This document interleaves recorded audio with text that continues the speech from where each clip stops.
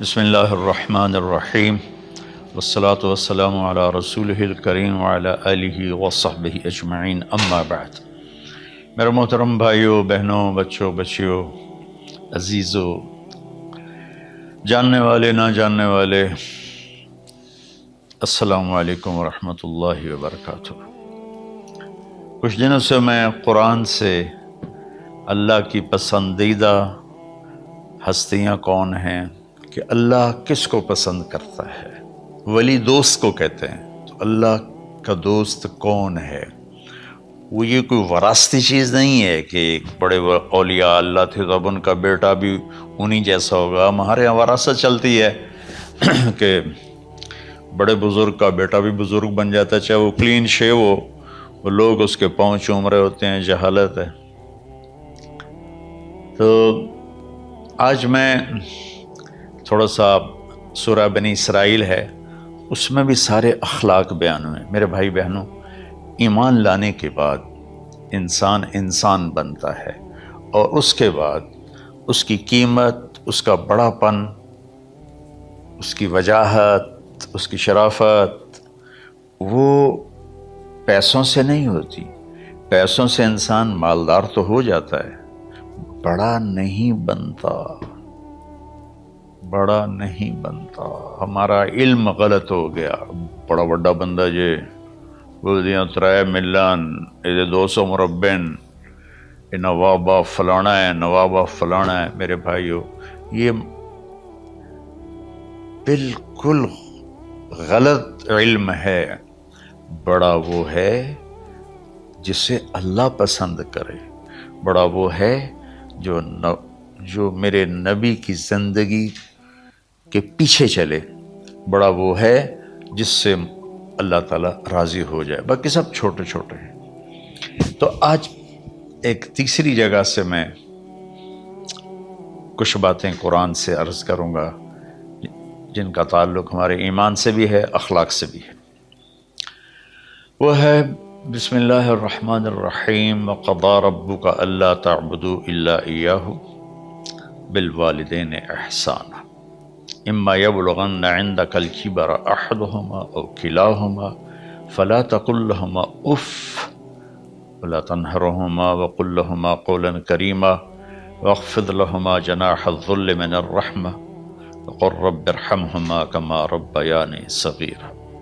یہ بہت بڑا مضمون ہے۔ اللہ نے قرآن بھر دیا والدین کے خدمت کے لیے، والدین کی اطاعت کے لیے، والدین کی ماننے کے لیے۔ پہلا جملہ ہے اور تیرے رب نے فیصلہ کیا، ایک مطلب۔ دوسرا، اور تیرے رب نے حکم کیا کہ بندگی صرف اللہ کی ہے، بندگی صرف اللہ کی ہے۔ عبد اسے کہتے ہیں جو ہر بات پہ سر جھکا دے، عبد اسے کہتے ہیں جو ہر بات پہ بچھ جائے، اس کو عبد کہتے ہیں۔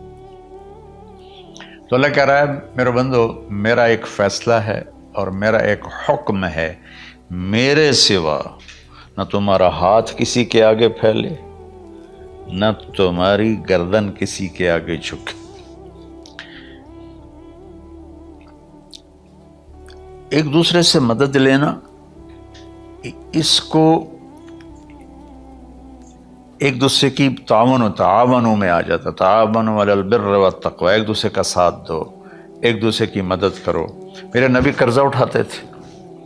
میرے نبی جب انتقال ہوا تو آپ کی زرہ 9 وسق پر، وسق 5 من کا ہوتا ہے، تو وہ جو کے بدلے آپ نے زرہ رکھوائی تھی کہ جب میں تمہیں ادا کروں گا زرہ لے لوں گا، اور آپ کا انتقال ہو گیا، آپ زرہ اپنی واپس نہیں لے سکے۔ وہ چیزیں جن کا تعلق صرف اللہ کی ذات سے ہے اور کوئی نہیں کر سکتا، اس میں صرف اللہ کے آگے ہاتھ پھیلا، جیسے ہم کہتے ہیں مدد، نصرت۔ اللہ کہتا میں ہوں، الا ان نصر اللہ قریب، سنو میری مدد تمہارے قریب ہے۔ تو اللہ تعبدوا الا ایاہ، بس ایک چھوٹا سا جملہ اللہ نے یہاں کیا، چونکہ یہاں اللہ نے والدین اور اخلاق بتانے تھے تو اپنے لیے صرف ایک جملہ بولا، باقی باتیں بھی اللہ کے لیے ہیں، لیکن اللہ نے میری بندگی، اس بندگی سے مراد 5 وقت کی نماز نہیں ہے، حج، روزہ، زکوٰۃ نہیں ہے اس کی مراد، یہ ساری باتیں داخل ہیں، اور اس کے ساتھ 24 گھنٹے کی زندگی اللہ کی مرضی پر گزارو، نفع آئے تو شکر ادا کرو، نقصان ہو تو صبر کرو، برداشت کرو، پھر بھی شکر ادا کرو، کہ میرا رب یہ کہہ رہا ہے کہ میں نے صرف اللہ سے تعلق جوڑنا ہے۔ اللہ کے نبی نے اپنے چچا زاد بھائی عبداللہ بن عباس سے فرمایا کہ یا غلام، اے نوجوان، اوصیک بکلمات فاحفظہ، میں تمہیں چند باتوں کی وصیت کرتا ہوں، کیا؟ احفظ اللہ، احفظ اللہ یحفظک اللہ، یحفظک اللہ، اللہ کے اوامر کی حفاظت کر، اللہ تیری حفاظت کرے گا۔ احفظ اللہ تجدہ تجاہک، تو اللہ کے اوامر، اسلام، حلال حرام کی پہچان کر کے زندگی گزار تو اللہ کو ہر وقت تو اپنی مدد کے لیے تیار پائے گا۔ اور لمبی حدیث ہے، عشاء کی نماز کا وقت ہو رہا ہے، اس میں وہ جملہ جو اس میرے مضمون سے متعلق ہے، وَإِذَا سَأَلْتَ فَاسْأَلِ اللَّهِ، جب بھی مانگو اللہ سے مانگو، جب بھی مانگو اللہ سے مانگو، اللہ کے سوا کوئی دینے والا نہیں ہے، صرف اللہ ہے دینے کے لیے۔ وَإِذَا اسْتَعَنْتَ فَاسْتَعِنْ بِاللَّهِ، اور جب مدد کے لیے ہاتھ اٹھاؤ تو صرف اللہ کو پکارو، جب ضرورت حاجت کے لیے، مدد کے لیے ہاتھ اٹھاؤ تو اپنے اللہ کو پکارو۔ تو یہ حدیث کی بات بھی ہے، جو قرآن کی بات بھی ہے۔ اس کے بعد آگے اللہ کہتا ہے وَبِالْوَالِدَيْنِ إِحْسَانًا، اور اپنے والدین کے ساتھ احسان کرو۔ احسان کا کیا مطلب ہے؟ اللہ آگے اسی کی تشریح کر رہا ہے۔ ویسے احسان کا مطلب عربی میں ہوتا ہے، یہ جو ہمارا اردو کا احسان ہے، میں تیرے تو احسان کیتا ہے تو ہوں میں نالے کی کر رہے ہیں، یہ بھی مطلب ہے، لیکن احسان کا اصل مطلب ہوتا ہے، احسان حسن سے ہے، حسن، حسن سے الف، 2 الف ملے اور احسان بن گیا۔ احسان کا مطلب ہوتا ہے کسی بھی کام کو جو دنیا کا ہے، دین کا ہے، اسے انتہائی خوبصورت طریقے سے کرنا۔ جیسے کسی دلہن کا میک اپ ہوتا ہے نا، تو 5-6 گھنٹے 4 گھنٹے کے بعد وہ کہتی ہے، جو ہوتی ہے اس کا میک اپ کرنے والی، کہ جی بس یہ مکمل ہو گیا ہے اور اب اس سے آگے نہیں ہے۔ تو آخری اچھائی کی آخری انتہا پر پہنچ کے کام کرنے کو احسان کہتے ہیں۔ تو میرا اللہ کہہ رہا ہے، میرے بندو، اپنے والدین کے ساتھ وہ کرو کہ جو بھلائی کی، خدمت کی، ماننے کی آخری حد ہے۔ سبحان اللہ۔ وبالوالدین احسان، بالوالدین پہلے ہے، احسان بعد میں ہے۔ اللہ تعالیٰ نے باقی سب کو پیچھے کر کے فرمایا کہ دیکھو، خاص طور پہ ماں باپ کے ساتھ وہ رویہ کرو کہ ان کے دل سے دعائیں نکلیں۔ چند دن پہلے ایک والد یوں ہاتھ اٹھا کے کہہ رہا تھا اپنے بیٹے، اکلوتا بیٹا، میں منگنا اللہ کھولو، اللہ تینوں چاہ لگے۔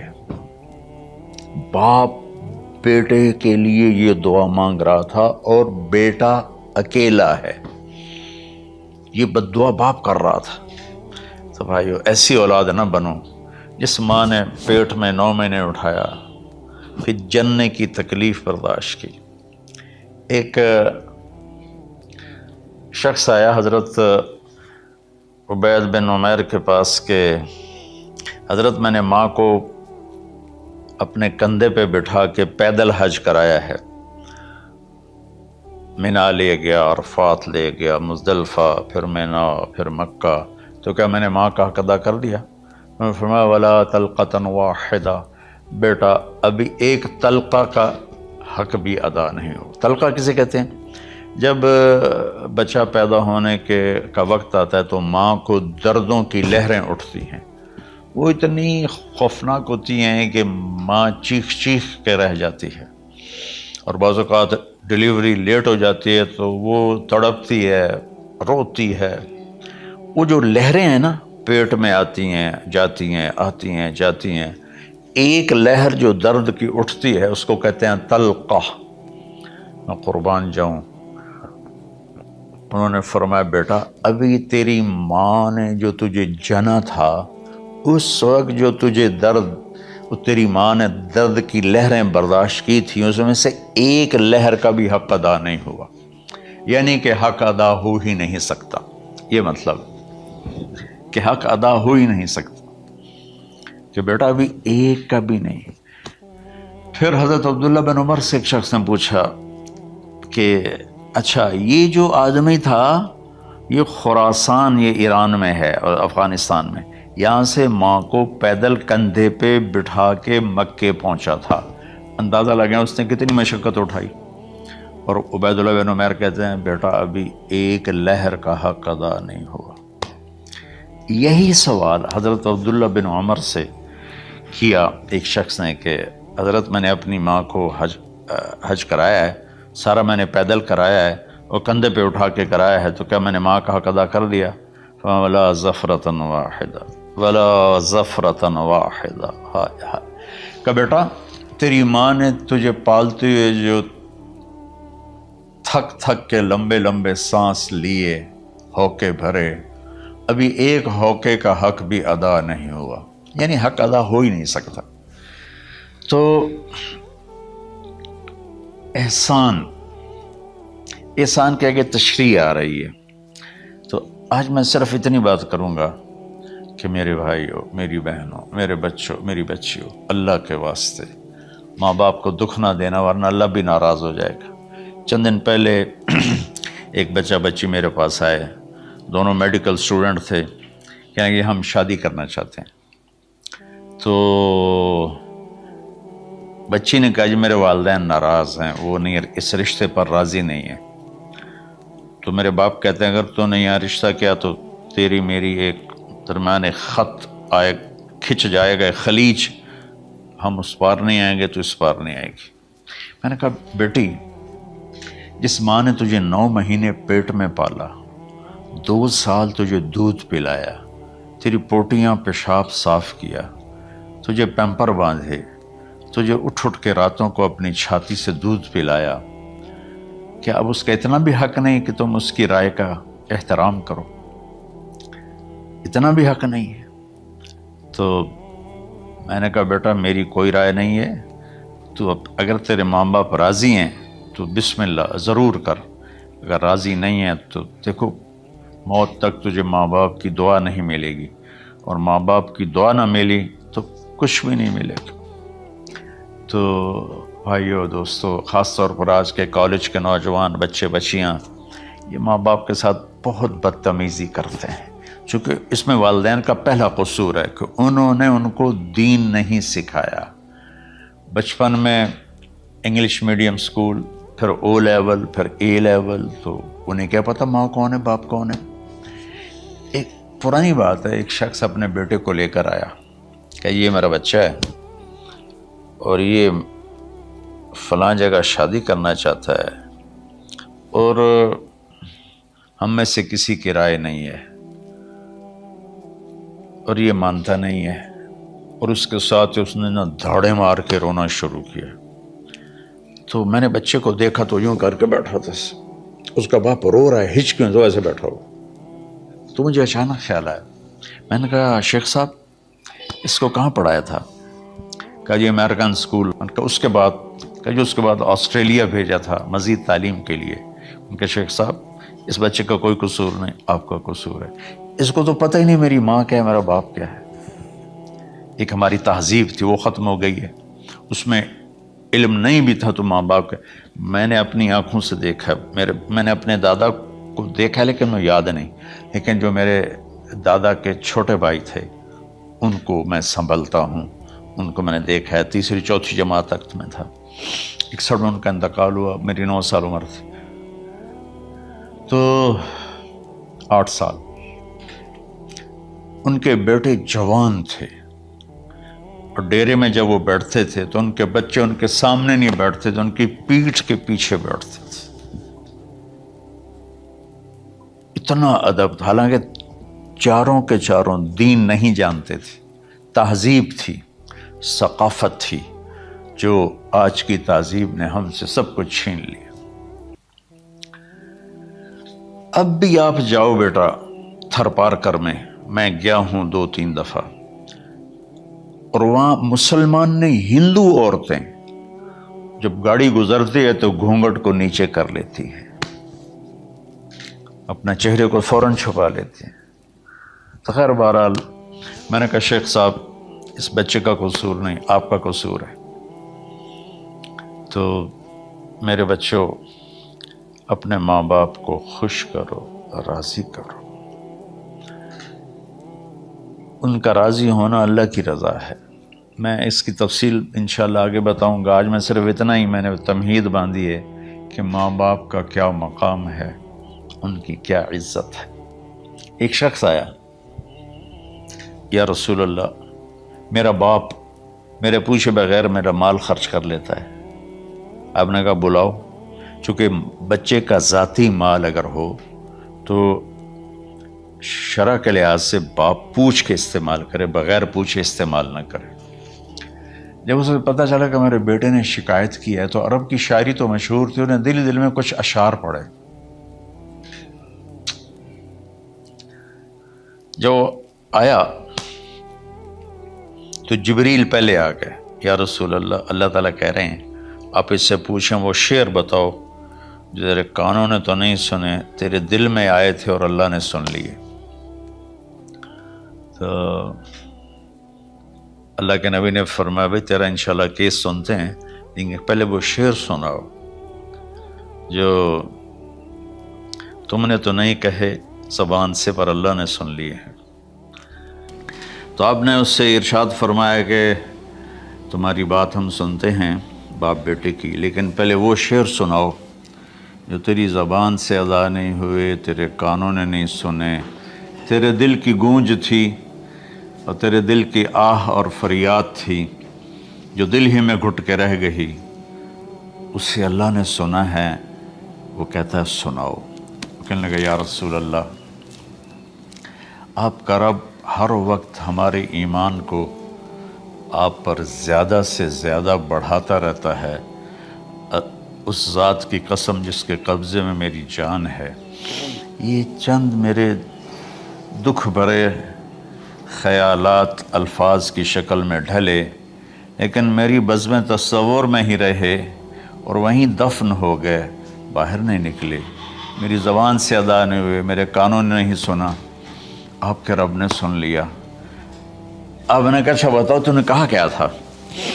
تم نے کہا جی میں نے بچے کی جب سنی شکایت میری کی ہے تو میں نے کہا تھا غضوتک مولودا وعلتک یافعا تعل بما اجنی علیک وتنہل واذا ضاقتک بالسقم لیلۃ لم ابت لسقمک الا ساہرا اتململ کأنی انا المتروک دونک بالذی ترکت به دونی وعینی تحملہ تخاف الرضا نفسی علیک وإنہا لتعلم ان الموت وقت مؤجل فلما بلغت السن والغایة التي الیہ مدى ما فیک كنت اؤمل جعلت جزائی غلظة وفظاظة كأنك انت المنعم المتفضل فلیتک ان لم ترع حق ابوتی فعلت كما الجار المجاور يفعل فأولیتنی حق الجوار لم تکن علی بمال دون مالک تبخل.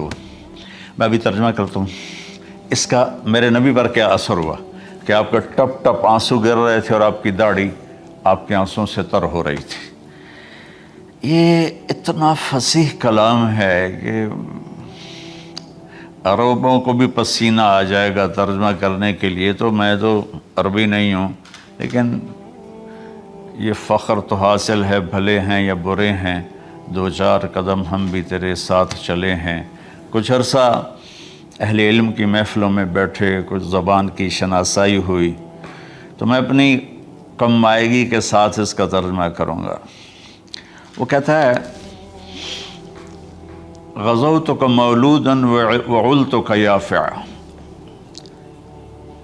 تعل بما اجنی علیک و تنحل، میرے بیٹے جس دن تو پیدا ہوا ہم نے اپنے لیے جینا چھوڑ دیا، ہوئے ہوئے ہوئے ہوئے، ہم تیرے لیے جیے۔ تیری ماں تجھے دودھ پلاتی تھی، میں تیرے لیے روٹی کے نوالے لاتا تھا، میری ساری کمائی پہلی اور آخری سب تیرے اوپر لگتی تھی۔ تجھے خوش دیکھتے تھے تو خوش ہوتے تھے، تجھے روتا دیکھتے تھے تو ہم روتے تھے۔ وَإِذَا ذَاقَتْكَ بِالسُّقْمِ لَيْلَةً لَمْ أَدْلِ سُقْمِكَ إِلَّا سَاهِرًا أَتَمَلْمَلُ، جب تو کبھی بیمار ہو جاتا تھا تو تیرے سرانے بیٹھ کر ہم ساری رات روتے تھے اور دعائیں کرتے تھے، یا اللہ ہمارے بچوں کو بچا لے، ہمارے بچوں کو صحت دے دے۔ اس تڑپ میں ساری ساری رات میں جاگتا تھا، تیرے لیے میں نے اپنا سب کچھ لگا دیا، اپنے لیے جینا چھوڑ دیا، اپنی خواہشات کو دبایا، تیری ہر خواہش کو پورا کیا، تجھے مسکرانے کے لیے، تجھے ہنسانے کے لیے میں دھکے دھوڑے کھاتا رہا، کبھی گرمی لو کی جھلسا دینے والی ریت اور کبھی سردی کے سرد ہوا کے تھپیڑے، لیکن میں ان دونوں سے گزرتا ہوا تجھے پالنے کی خاطر اپنے آپ کو کھپاتا رہا۔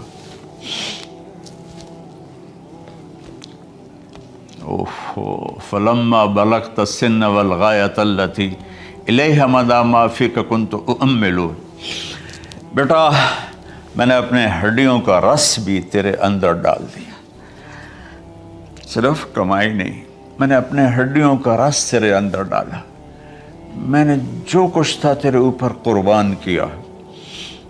تجھے مسکراتا دیکھ کر میں اپنے غم بھولتا تھا، تجھے ہنستا دیکھ کر مجھے دکھ بھول جاتے تھے، اور پھر آہستہ آہستہ آہستہ میری ہڈیوں کا گودا، میری کمائی تیرے اندر گئی، اور تو ایک خوبصورت درخت کی طرح بڑھتا چلا گیا، بڑھتا چلا گیا، بڑھتا چلا گیا، بڑھتا چلا گیا، اور میری بڑھاپے نے کمر جھکا دی اور میں جھکتا چلا گیا، جھکتا چلا گیا۔ میرا خیال تھا کہ جیسے میں اس کی انگلی پکڑ کے چلتا تھا، اب میری باری ہے، یہ میری انگلی پکڑ کے چلے گا، جیسے میں اسے سینے سے لگاتا تھا، پیار کرتا تھا، جھولے جھلاتا تھا، باغ میں لے جاتا تھا، یہ ساری اس کی تعبیرات کے اندر داخل ہیں، الفاظ میں نہیں ہیں۔ تو مجھے خیال آتا تھا جب میں بوڑھا ہو جاؤں گا نا تو میرا بیٹا بھی مجھے ایسے ہی لے کے پھرے گا، میرا بیٹا بھی میری سنے گا۔ یہ 100 دفعہ پوچھتا تھا یہ کیا ہے، اور میں ہر دفعہ جواب دیتا تھا یہ ہے۔ تو اب میں بوڑھاپے میں اس سے بات کروں گا، یہ میری بات سنے گا، میں اس کو نوالے کھلاتا تھا، یہ مجھے روٹی کھلائے گا، میں اس کا انگلی پکڑ کے چلتا تھا، یہ میرا ہاتھ پکڑ کے چلے گا۔ میری کمر بڑھاپے نے جھکا دی اور میں ایک خشک پیڑ کی طرح ہو گیا، اور جوانی نے تیری کمر کو سیدھا کیا اور تو ایک تر و تازہ درخت بن گیا۔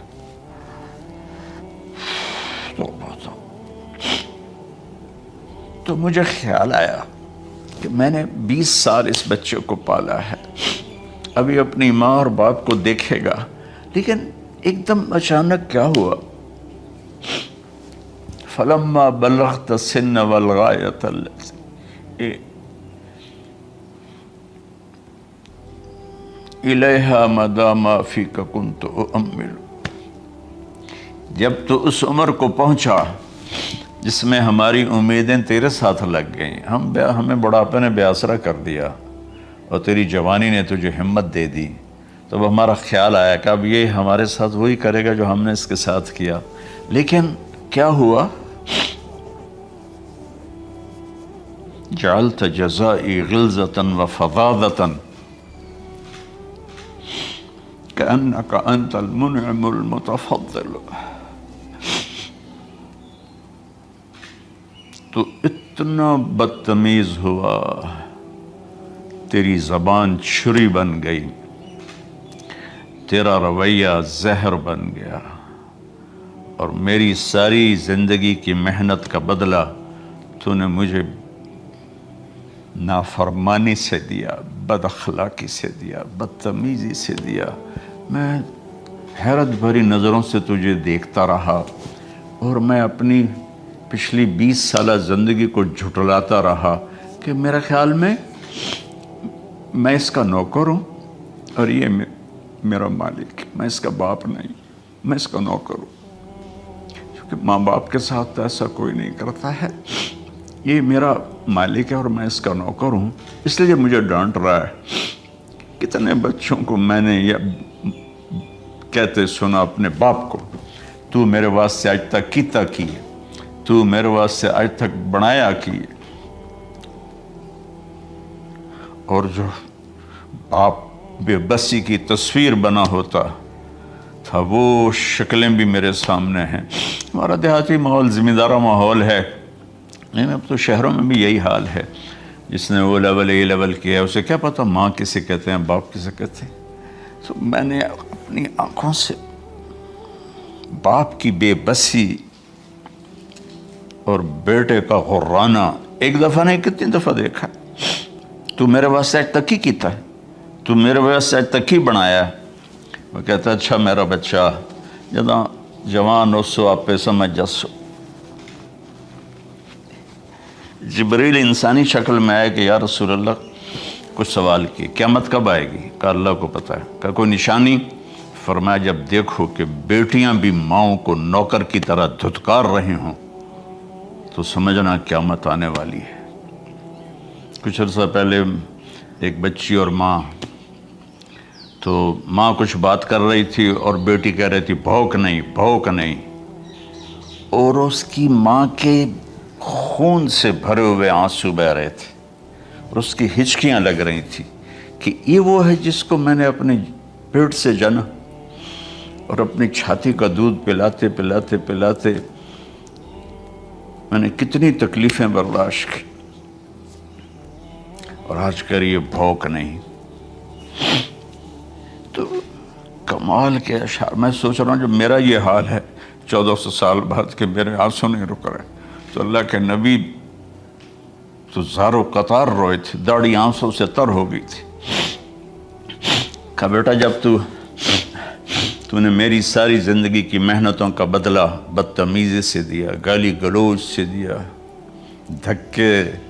دھکے دے کر باپ کو گھر سے نکال دیتے ہیں، تو بیٹا میں یہ سمجھا کہ تو نے ایک خواب دیکھا تھا، تو نے ایک خواب دیکھا تھا کہ تو باپ ہے اور یہ بیٹا ہے۔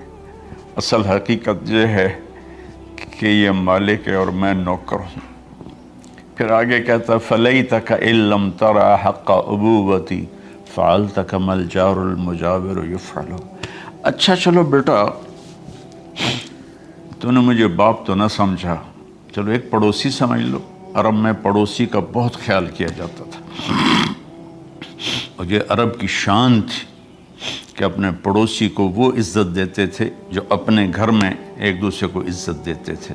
تو اس نے پھر اس کی طرف اشارہ کیا کہ اگر میں تیرا باپ نہیں ہوں، تیرے رویوں کو دیکھ کر تو یہی لگتا ہے کہ میں تیرا نوکر ہوں، تو میرا مالک ہے، تو چلو اتنا تو کر دے جتنا ایک پڑوسی کے ساتھ کرتا ہے۔ فَأَوْلَيْتَنِي حَقَّ الْجِوَارِ وَلَمْ تَكُنْ عَلَيَّ مِمَالٍ دُونَ مَالِكَ تَبْخَلُ۔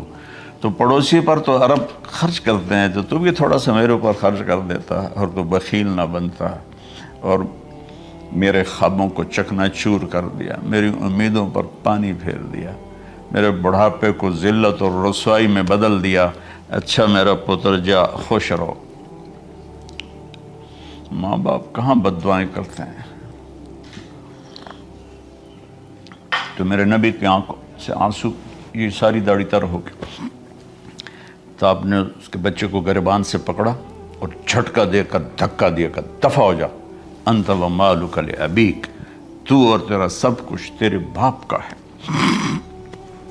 حضرت علی رضی اللہ تعالیٰ عنہ سے کسی نے پوچھا کہ آپ کے بیٹے حسن کیسے بیٹے ہیں؟ کہا حسن میرا وہ بیٹا ہے کہ جب میں چلتا ہوں تو میرے آگے نہیں چلتا، میرے پیچھے چلتا ہے۔ جب کہیں بیٹھنے کا موقع آتا ہے تو یہ پہلے نہیں بیٹھتا، پہلے مجھے بٹھاتا ہے پھر خود بیٹھتا ہے۔ جب کھانے پر بیٹھتے ہیں تو یہ روٹی کی طرف ہاتھ نہیں بڑھاتا جب تک میں نہ بڑھاؤں، یہ سالن کی طرف ہاتھ نہیں بڑھاتا جب تک میں نہ بڑھاؤں۔ میں کمرے میں ہوں تو یہ چھت پہ نہیں چڑھتا کہ میرے باپ کی بے ادبی ہو جائے گی۔ میں حالانکہ چھت پہ چڑھنا ضرورت کے لیے ہوتا ہے، لیکن قربان جائیں اہل بیت کے ایسے ہی اخلاق ہوتے ہیں، آل رسول ایسے ہی ہوتے ہیں۔ میرے عزیزوں نوجوانوں سے کہہ رہا ہوں جن کے والدین زندہ ہیں، ہم تو محروم ہو گئے، وہ قبروں میں چلے گئے، لیکن میں اتنا مصروف رہتا ہوں۔